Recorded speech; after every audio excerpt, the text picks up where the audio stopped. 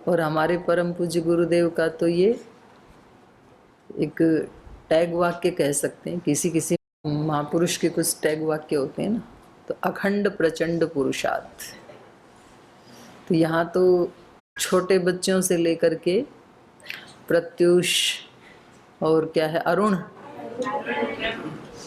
प्रत्युष, उदय, तो हमारे यहाँ तो प्रत्युष, अरुण और उदय के बच्चों से लेकर के और MA PhD DLit तक के सब बच्चे हैं। तो इस बात को सब जानते हैं, सबकी जुबान पे ये शब्द होता है।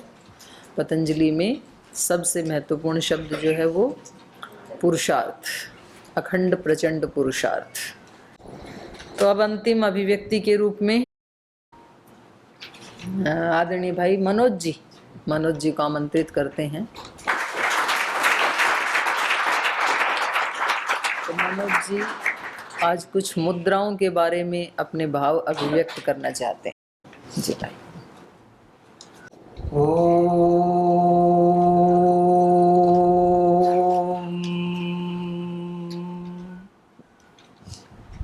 आपदं हर्तारं दातारं सर्वसंपदां लोकाभिरामं श्रीरामं भूयो भूयो नमाम्यहम्। रामाय रामभद्राय रामचंद्राय वेदसे रघुवंशनाथाय नाथाय सीताय पते नमः।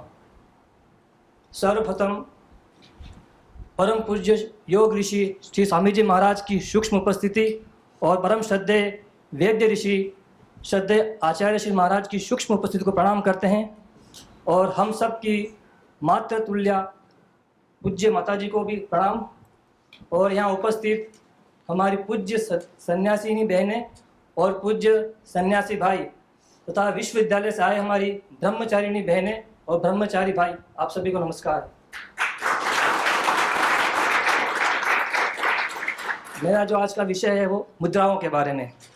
योग शास्त्र में महर्षि पतंजलि ने अष्टांग योग का तो वर्णन किया ही है, और हमारे इसी योग शास्त्र में हमारे ऋषि मुनियों ने मुद्राओं का वर्णन भी किया है कि जो मुद्राओं का वर्णन किया कि मुद्राएं क्या हैं। जो मुद्राएं जो हैं वो आसनों का एक विकसित रूप है। तभी हमारे ऋषि मुनियों ने बताया मुद्राओं के बारे में कि नास्ति मुद्रा समकिंचित सिद्धिम सिद्धिमंडले, अर्थात इस भूमंडल पर मुद्रा जैसी सफलता देने वाला दूसरा कोई कर्म नहीं है।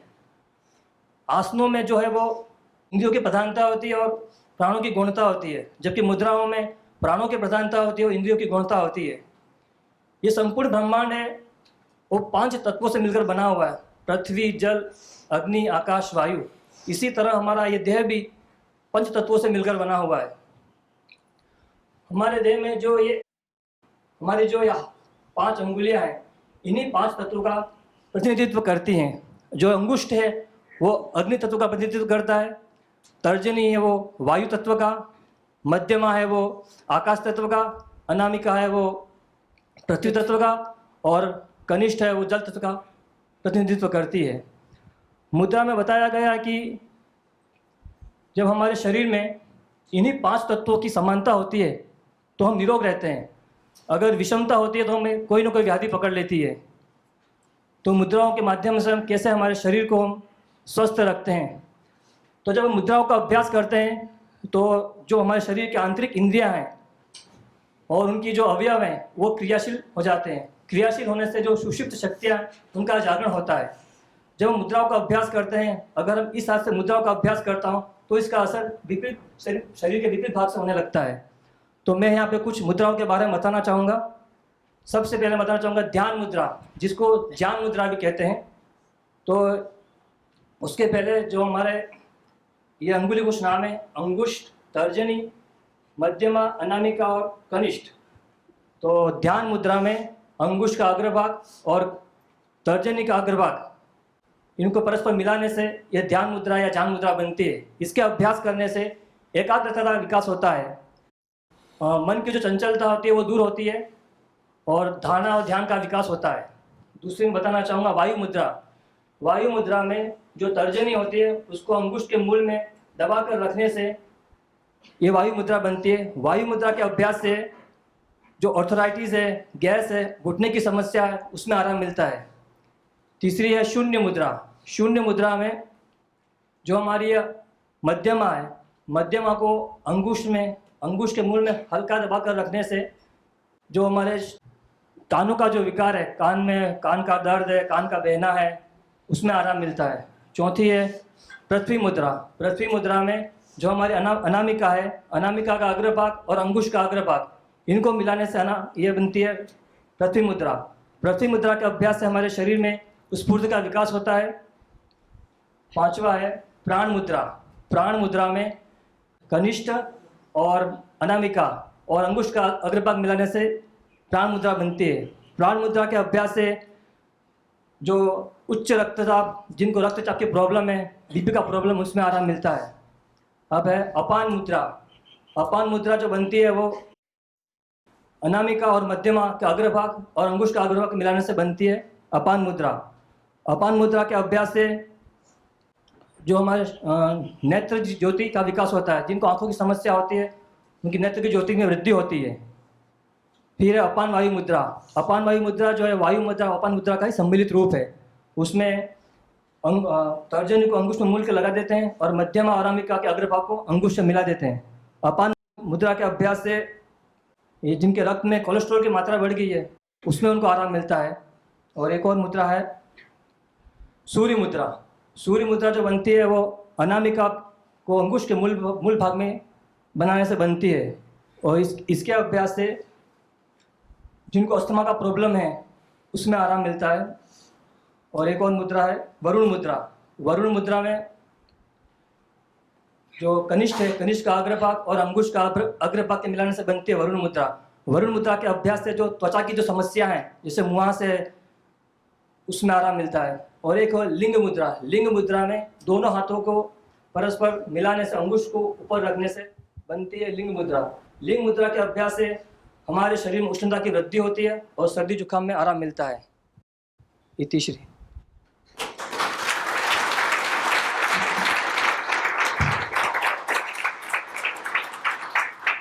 बहुत अच्छा भाई मनोज जी ने मुद्राओं के बारे में आपको बताया। ठीक है, मुद्राओं का ज्ञान भी होना चाहिए।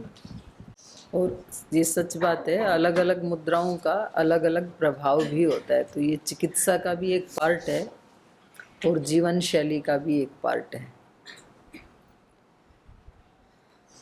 तो आज हमने कोई ऐसे नहीं जिनको अच्छा भाषण देना आता है उनको बुलाया है, ऐसे नहीं। एक एक क्लास से ऐसे ही एक एक भाई बहन को बोल दिया था कल ही। तो ऐसे हर शनिवार को हर विद्यार्थी का ऐसे ही रोटेशन में नंबर आएगा। तो अपने अपने भावों को 4-5 मिनट में उसको कैसे अभिव्यक्त करना है। तो सभी का बहुत अच्छा प्रयास रहा। सबके लिए एक बार जोरदार अभिनंदन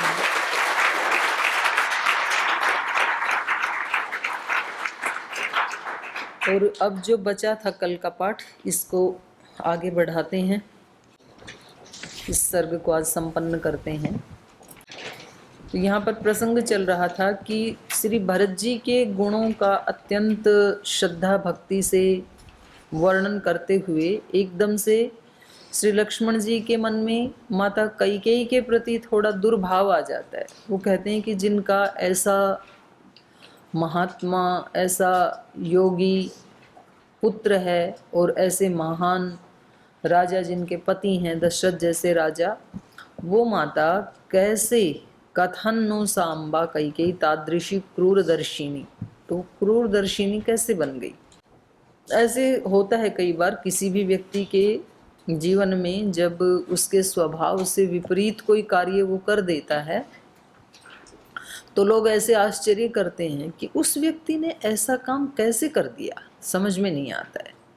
तो उसके पीछे अनेक हेतु हो सकते हैं। कोई प्रारब्ध हो सकता है, या उस समय की तात्कालिक कोई भूल हो सकती है, या फिर कोई तात्कालिक लॉटरी लग जाती है, निर्धन से धनवान हो जाते हैं। तो फिर कहते हैं ये कैसे धनवान बन गया। तो ऐसे ऐसे भी कभी हो जाते हैं जिनकी आशा नहीं होती है। ऐसे कार्य भी किसी व्यक्ति के माध्यम से हो जाते हैं। लेकिन श्री राम बहुत जागरूक हैं। इत्येवं लक्ष्मणे वाक्यम स्नेहाद ब्रुवति धार्मिके परिवादम जनन्याः तम असहन राघवो अब्रवीत। ये जो परिवाद है जो जननी के लिए इन्होंने कहा, यद्यपि वो भरत के प्रति स्नेह रखते हैं, तो उन भ्रातृ स्नेह के कारण ही बोला था इन्होंने, स्नेहाद ब्रुवती। धार्मिक हैं लक्ष्मण भी, उनके अंदर कोई ऐसा कोई बुरा भाव नहीं है, लेकिन तो भी इनको ये अच्छा नहीं लगा, असहन, उनको सहन नहीं हुआ। तो राघव उनको कह रहे हैं आगे, नत्यम्बा मध्यमा तात गर्हितव्या कदाचन तामेवेक्ष्वाकुनाथस्य भरतस्य कथां कुरु निश्चितापि हि मे बुद्धिर्वनवासे दृढव्रता भरतस्नेह संतप्ता बालिशी क्रियते पुनः कदान्वहं समेष्यामि भरतेन महात्मना शत्रुघ्नेन च वीरेण त्वया च रघुनन्दन।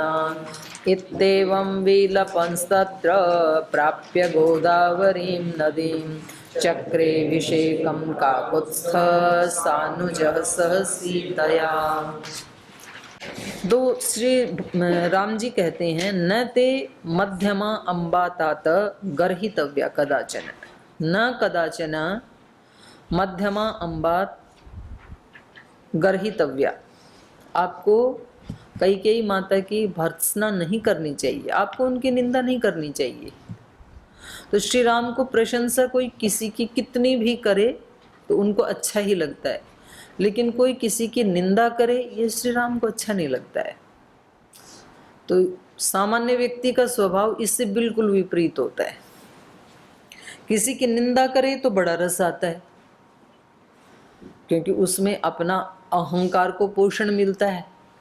और यदि कोई किसी के सामने किसी की बड़ाई करे तो उसको बिल्कुल अच्छा नहीं लगता। बोले हमने सब देख रखे हैं, कोई किसी की बड़ाई करे तो अब बोले ज़्यादा बड़ाई मत करो उसकी, आपको पता है उसके बारे में, मैं बताता हूँ, तो तुरंत वो उसका कोई दोष बताना चाहता है। ये सामान्य व्यक्ति की पहचान होती है। और दूसरे के गुणों को, छोटे से गुण को भी बढ़ा चढ़ा के वर्णन करना और सुनने वाले को वो अच्छा लगना, ये सज्जनों की पहचान होती है। तो श्री राम ऐसे ही एक महापुरुष हैं।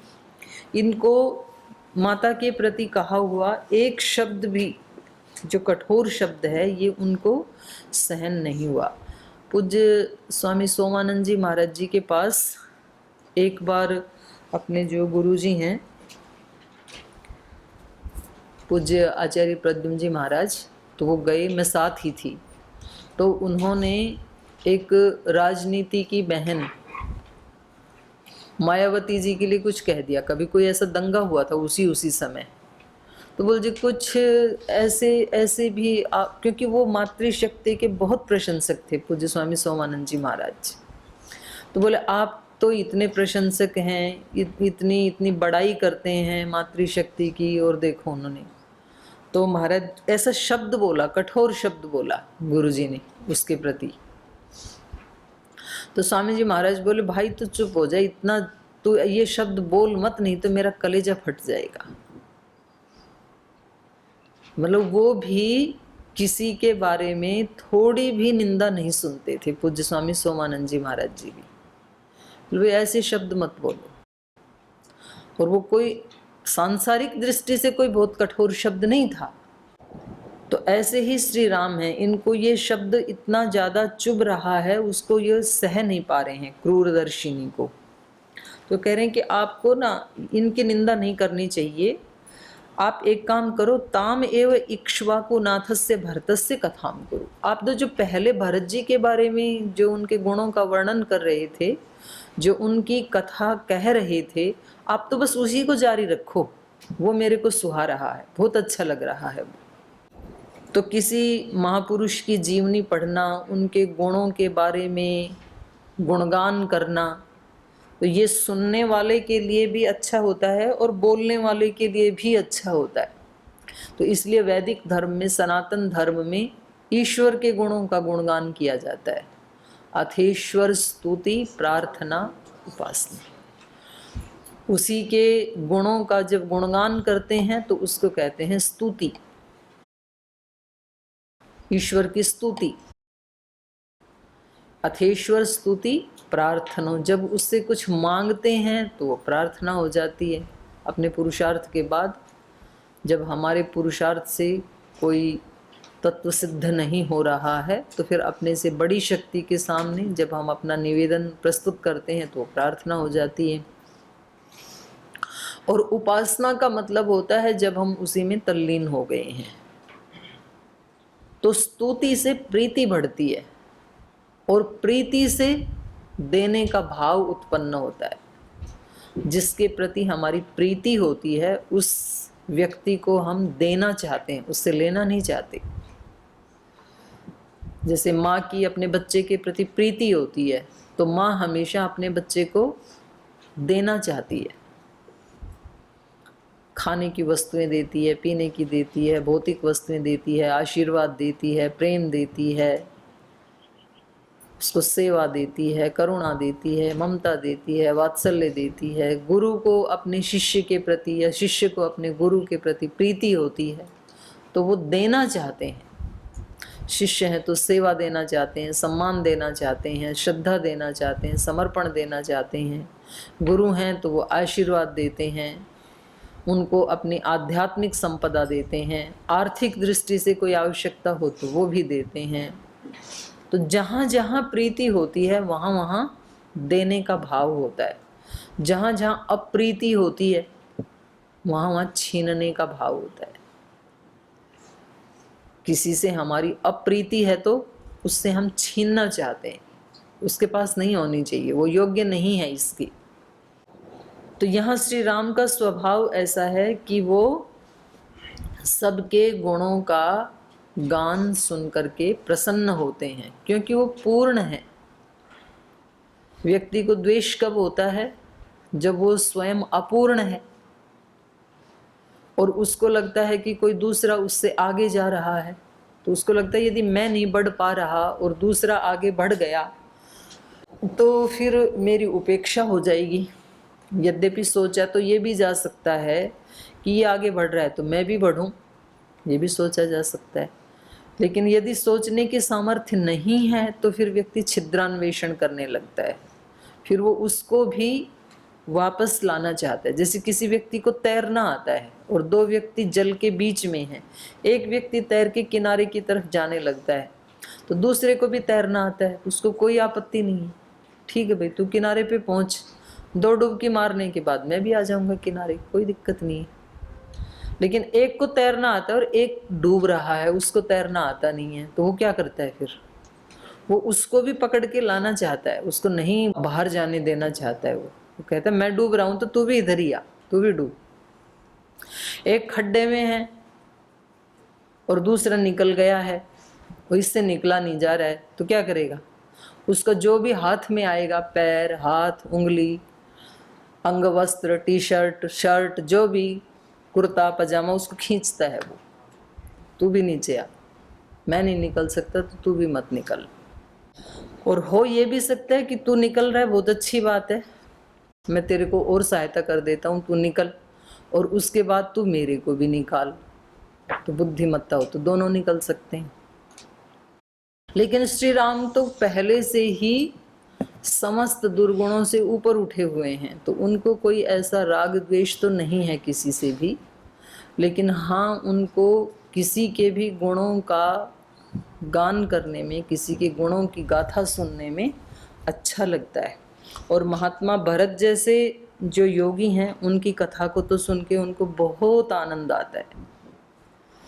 तो ये श्री राम की भी बात है, और ये जो हम ब्रह्म की स्तुति प्रार्थना उपासना करते हैं तो इससे ब्रह्म को कोई थोड़े ही फर्क पड़ेगा। ब्रह्म तो अपने आप में पूर्ण है, लेकिन तो भी ब्रह्म का ये स्वभाव है कि जब कोई ब्रह्म के गुणों की या किसी योगी पुरुष की या किसी महापुरुष की स्तुति करता है, गुणगान करता है, तो अच्छा लगता है, ईश्वर को भी अच्छा लगता है। मतलब ऐसे राग द्वेष ऐसे नहीं। और जब कोई किसी की निंदा चुगली करता है तो उसको अच्छा नहीं लगता है, तो उसका दंड मिलता है, फिर भगवान उसको दंड देते हैं। और अच्छे काम करने वाले को सुख देते हैं, पाप और पुण्य, पुण्य का फल सुख, पाप का फल दुख। तो क्यों देते हैं सुख दुख? ऐसा ही विधान है भगवान का। भगवान को बुरा व्यक्ति, बुरा कर्म करने वाला, पाप कर्म करने वाला अच्छा नहीं लगता है। तो ये व्यवस्था ही है ब्रह्म की। तो श्री राम की ये व्यवस्था ही है उनके जीवन की। वो किसी की निंदा पसंद नहीं करते हैं और उस व्यक्ति की निंदा भी पसंद नहीं करते हैं जिन्होंने उनको सांसारिक दृष्टि से दुख दिया हो। तो माता ने वनवास दिया तो भी वो माता की निंदा नहीं सुनना चाहते हैं। और भरत जी, क्योंकि ये तो बड़े तपस्वी हैं, धर्मात्मा हैं, उन्होंने स्वर्ग को भी जीत लिया है, तो वो कह रहे हैं भरतस्य कथाम कुरु, भरत जी की कथा करते रहो, आप इस कथा को आगे बढ़ाइए, वो मेरे को बहुत अच्छी लग रही है। निश्चितापि ही में बुद्धिर वनवासे दृढ़व्रता भरत स्नेह संतप्ता बालिशी क्रियते पुनः। कह रहे हैं ये सच है कि मैं बुद्धि ही निश्चिता, मेरी बुद्धि बहुत दृढ़ है, मेरा जो निश्चय है, बुद्धि का लिया हुआ जो निर्णय है, वनवासे, वनवास के विषय में, वनवास के विषय में कि भाई 14 वर्ष में वन में रहूंगा पिता की आज्ञा से, ये जो मैंने निश्चय किया है अपनी बुद्धि से, उसमें मैं दृढ़ व्रता, मेरा व्रत बिल्कुल दृढ़ है। ऐसा नहीं है कोई डामाडोल है मेरी बुद्धि। लेकिन तो भी भरत स्नेह संतप्ता, जब भरत जी के स्नेह को स्मरण करता हूँ तो उससे मैं संतप्त हो जाता हूँ और मेरी बुद्धि बालिशी पुनः क्रियते, पुनः बालकों जैसी हो जाती है, बच्चे जैसे हो जाती है। माने तुरंत भरत जी से मिलने की इच्छा हो जाती है फिर मेरे को, जब मैं भरत जी के तप के बारे में, उनके स्नेह के बारे में, उनकी साधना के बारे में जब स्मरण करता हूँ तो लगता है कि ऐसे भक्त के पास तो मुझे तुरंत चले जाना चाहिए, ऐसे योगी के पास तो मुझे तुरंत उनके सानिध्य में पहुँच जाना चाहिए। ऐसे तो भगवान को भी होता है, जब कोई भक्त उनका किसी भी लोक में भक्ति करता है, तप करता है और एक सेवा का जीवन जीता है, तो फिर भगवान भी उनसे मिलने के लिए अपने जिस भी लोक में भगवान हैं उस लोक से वो उसके पास तुरंत आना चाहते हैं, उनको अच्छा लगता है। अब ये ऐसे मत सोचना आप तो दूसरे वो मजहब की तरह से कोई तीसरा, पांचवा, सातवां लोक ऐसे बता रहे, ऐसे नहीं बता रही हूँ मैं कि वो किसी सातवें लोक में रहते हैं फिर पृथ्वी लोक में आते हैं, ऐसे नहीं कह रही हूँ। यहाँ लोक का अभिप्राय ये है कि इतने सारे लोक लोकांतर हैं और भगवान तो सब लोक लोकांतरों में सर्व व्यापक हैं, लेकिन तो भी जब कोई ऐसा भक्त सुपात्र हो जाता है, उसकी अनुभूति करने के योग्य हो जाता है, तो फिर भगवान अपनी परम करुणा से, अहेतु की कृपा से उसको अपनी अनुभूति करवा देते हैं। सामान्य रूप से तो होती नहीं है। तो बस इसी बात को ऐसे कह दिया जाता है कि भगवान दौड़े चले आते हैं। अब दौड़े चले आने के लिए ऐसा नहीं है कि वो किसी डिस्टेंस पे रहते हैं और वो मनुष्य की तरह दौड़ के आते हैं, तो ये तो कहने का एक अभिप्राय है। तो ऐसे ही श्री राम कह रहे हैं, ये जाने वाले नहीं हैं अयोध्या में, लेकिन ये कह रहे हैं कि जब मैं भरत के स्नेह से संतप्त होता हूँ, जब उनकी स्मृति आती है, उनके तप की, कितना धैर्य है, धीरज तो धर्म का पहला लक्षण है ना, तो देखो कितना धैर्य है भरत जी का, खड़ाऊ लेकर के चल दिए और कहा कि ठीक है आप जीत गए हैं और मैं तो आपको आया तो लेने था, लेकिन ये पराजय भी हम दोनों के लिए कल्याणकारी है, भरत जी के लिए भी और श्री राम के लिए भी, क्योंकि एक लोक का आदर्श बनेगी।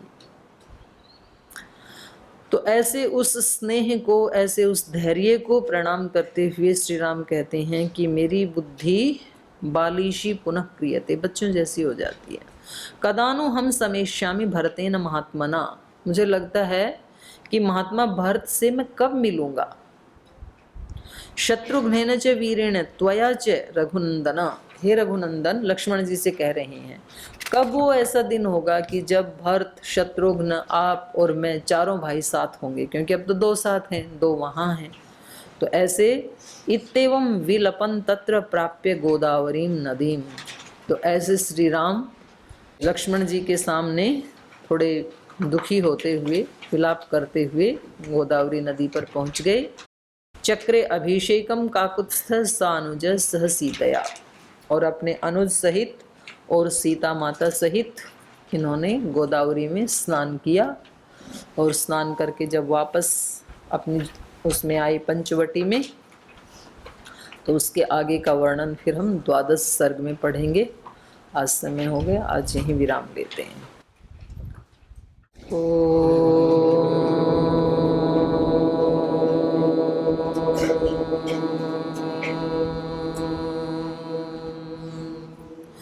शांति शांति शांति। श्री गुरुभ्यो नमः।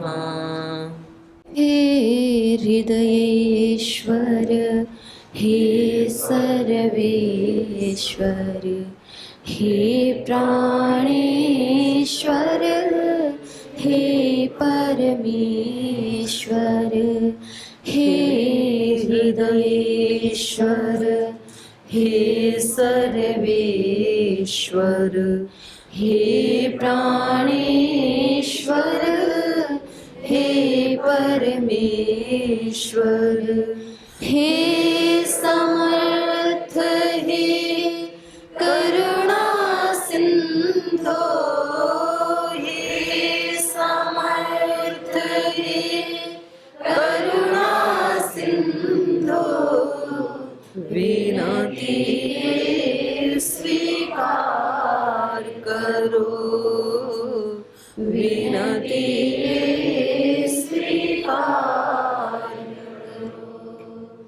भूल दिखा कर उसे मिटा कर, भूल दिखा कर उसे मिटा कर, अपना प्रेम प्रदान करो, अपना प्रेम प्रदान करो। पीर हरो हरि, पीर हरो, पीर हरो हरि, पीर हरो, पीर हरो हरि, पीर हरो, पीर हरो हरि, पीर हरो। हे हृदयेश्वर, हे सर्वेश्वर, हे प्राणेश्वर, हे परमेश्वर, हे प्राणेश्वर, हे परमेश्वर, हे प्राणेश्वर, हे परमेश्वर। ओम श्री गुरुभ्यो नमः।